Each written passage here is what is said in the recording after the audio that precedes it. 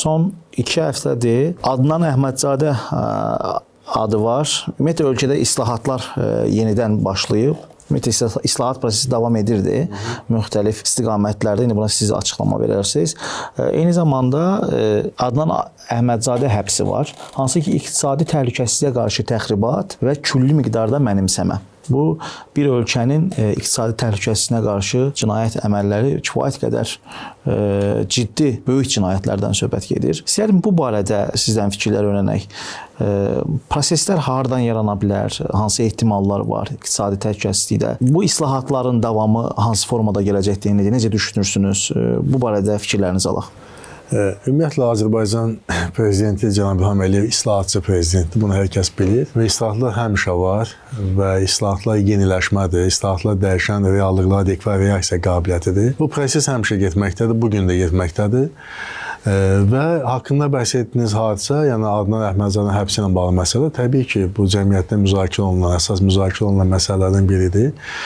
Və həm də həbsi həyata keçirən qurum özü kifayət qədər ölkəmizdə nüfuzlu, ciddi bir təşkilatdır. Söhbət Dövlət Təhlükəsizlik Xidmətindən gedir. Və Dövlət Təhlükəsizlik Xidmətinin bu həbsi həyata keçirməsi həm də dövlətə qarşı müəyyən, deməli, əməllər və bunun qarşılığında həbsin baş verməsi anlamına gəlir.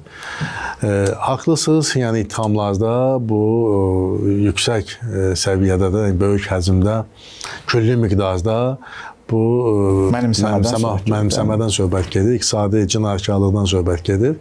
Həm də biz mətbuatdan bunlarla şahidik və rəsmi hələ bununla bağlı mövqe ifadə edilməyib, amma mətbuatın yazılarına görə burada deməli Azərbaycan neftinə Rusiya neftinin qarşıdırılması, xloridlə əlavə edilməsi, onun tərkibinin zəhərlənməsi, keyfiyyətin aşağı düşməsi və nəticədə dünya bazarında o təxminən 5-6 dollar ucuz qiymətə satılması və təxminən ilkin hesablamalara görə bir 2 milyard dollardan çox ziyan vurulması kimi məlumatlar kütləvi informasiya vasitələrində müzakirə edilir. Müxtəlif şəxslər, ekspertlər bununla bağlı mövqe ifadə edirlər. Amma biz gözləyirik ki, rəsmi dövlətin də mövqe ifadə edilsin. Düzdür, Səbail rayon məhkəməsi artıq Adnan Əhmədzadənin 4 ay müddətinə onunla bağlı həbs qəti imkan tədbirini seçib. İstintaq prosesləri getməkdədir.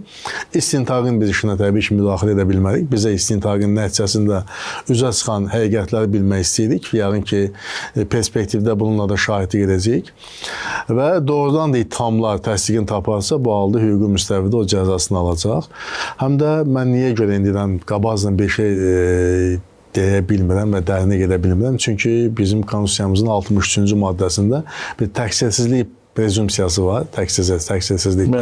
Yəni, bu verdiyi şəxs təqsirləndirilə bilər, amma məhkəmənin bununla bağlı deməli, qanuni hökmü hər şey aydınlıq gətirir. Nə qədər ki, məhkəmənin hökmü yoxdur, ona görə bu ancaq mətbuatda əsaslənən fikirlər əsasında hər halda şübhəli şəxs kimi saxlanılıb və haqqında 4 ay müddətinə həbs qəti imkan tədbiri seçilir. Apellyasiya şikayəti verilməyibsə, apellyasiya şikayəti verilməyibsə, deməli, ittihamla onun həm də razılaşması anlamına gəlir. Doğrudan da bu ittihamlar təsdiqini taparsa, onda bu belə çıxır ki, bir mütəşəkkil cinayətkar dəstədən söhbət gedə bilər. Çünki cinayəti miqyası böyükdür deyə onu bir şəxsin etməsi, bu boyda cinayəti imza atması bağlabatan bir şey deyil.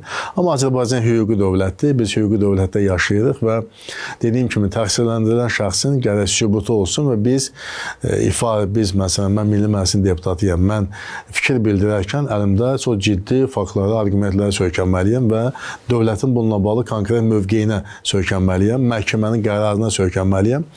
İndi isə mənim əlimdə olan ancaq xəta, daha doğrusu Səbail məhkəməsinin müvafiq deməli qərarıdır. Həbs qəti imkan tədbiri seçilməsi ilə bağlı və mətbuatda yayılan məlumatlardır. Amma istənilən halda deyir, o da olmayan yerdən üstü çıxmaz. Yəni, görünür ki, burada deməli, dövlətə qarşı müəyyən cinayət əməllərindən söhbət gedir. Amma yenə də biz gözləyək, səbr eləyək və məhkəmənin bu məsələlərlə bağlı yekun qərarına tanış olaq. Ondan sonra hesab edirəm ki, qiymətləndirmə daha düzgün ola bilər.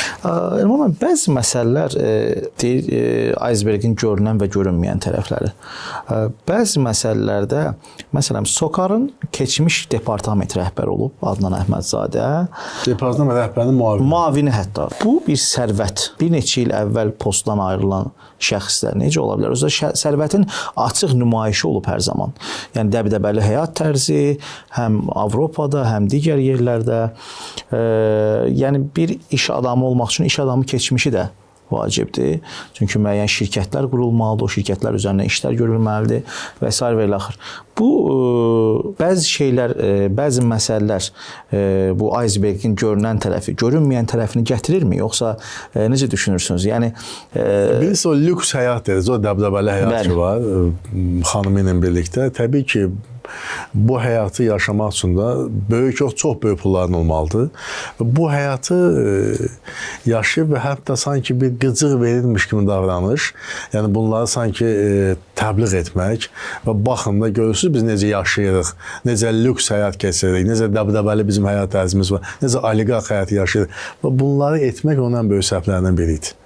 Çünki bilirsiniz, belə etmək lazım deyil, insanları qıcıqlandırmaq lazım deyil. Amma görürsünüz bunu ictimailəşdirirdi, bunu yayırdı, təbliğ eləyirdi. Nəticə etibarilə ictimai fikirdə də ona qarşı mənfi rəy formalaşırdı. Azərbaycan ictimai fikri artıq onu qəbul etmirdi, bu davranışı, bu hərəkətləri. Və eyni zamanda 2023-cü ilə qədər sizin dediyiniz postda olub. Və həmin vəzifəni tutub. 2023-cü ildən sonra isə onun fəaliyyəti daha çox biznes fəaliyyəti idi. Amma görünür biznesin özü həm də bax bu neft və qaz sahəsinə bağlı olub bunun fəaliyyəti. Və nəticə etibarilə əvvəlcə Rumıniya mətbuatı birinci olaraq bu məsələyə reaksiya verdi və dedi ki, onlara çirkləndirilmiş, zəhərləndirilmiş neft daxil olub və həm də bu neftdə Rusiya nefti, keyfiyyətsiz Rusiya neftinin olduğu ilə bağlı məlumatı birinci Rumıniya yaydı və hətta Azərbaycan tərəfi həmin neftini geri götürsün belə bir çağırış da etdi. Eyni zamanda Qazaxıstandan Azərbaycana gələn neft bizim boru xətti ilə onun özünün fəaliyyəti dayandı və Qazaxıstan bizə neft verilişini dayandırdı. Düzdür, bir neçə müddət bundan öncə o artıq bərpa edilib, amma hər halda bu baş verdi. Sonra BP bu məsələyə reaksiya verməli oldu və BP-nin də mövqeyi belə oldu ki, bir neçə çəndə bu faktlar qeydə alınmışdı. Biz o çənləri artıq təmizləmişik, belə bir təhlükə yoxdur. Amma fakt faxlığında qalırdı, yəni bu olub, həm də bunun Azərbaycanın deməli beynəlxalq imicinə vurduğu zərbə-zörbəti var. Beynəlxalq ictimai fikirdə bu formalaşan bir mənfi rəy söhbəti var. Eyni zamanda bu Azerlight markalı neftin imicini, yəni kifayət qədər bir markaya vurulmuş. Bir Azerlight markalı neft dünyada ən təmiz, ən keyfiyyətli neftlərdən biri sayılır. Məsələn, Rusiya nefti, Sibir nefti deməli köbrəli, xlor, daha doğrusu xlorlu, yəni keyfiyyət baxımından aşağı hesab olunur və onun bizim neftə qarışması və bu kimi ittihamlar və bunlar artıq geniş yayılıb və təbii ki, bu Azərbaycan imicinə zərbədir və bizim bax beynəlxalq aləmdəki nüfuzumuz var. Azərbaycan dünyada etibarlı tərəfdaş sayılır. Cənab prezidentə böyük hörmət, ehtiram var. Onu müzəffər prezident kimi qəbul edirlər. Bilirlər sözünün yiyəsidir, sözü imzası qədər gücə malikdir. Və belə bir reallıqlar fonunda bizim həm də enerji siyasətimiz dünyada rəğbətlə qarşılanır.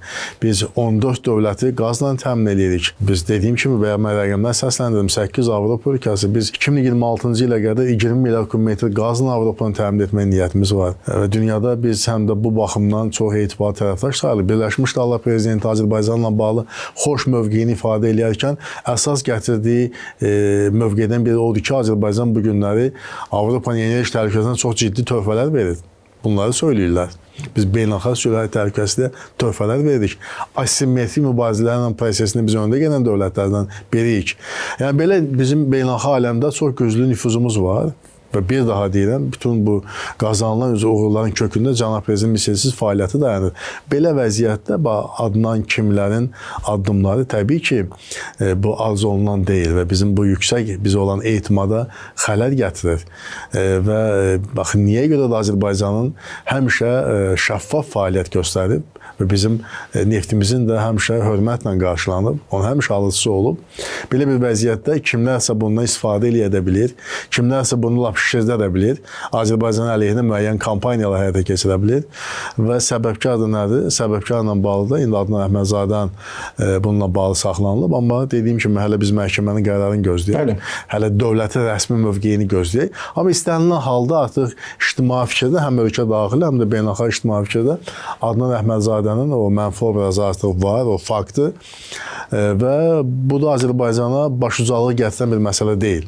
Bunu təəssüf hissinə biz qeyd edirik. Hər halda bəli, Azərbaycan hüquqi qiymət veriləcək. Hüquqi dövlətdir və bu məsələlərdə bir daha aydınlıq gələcək.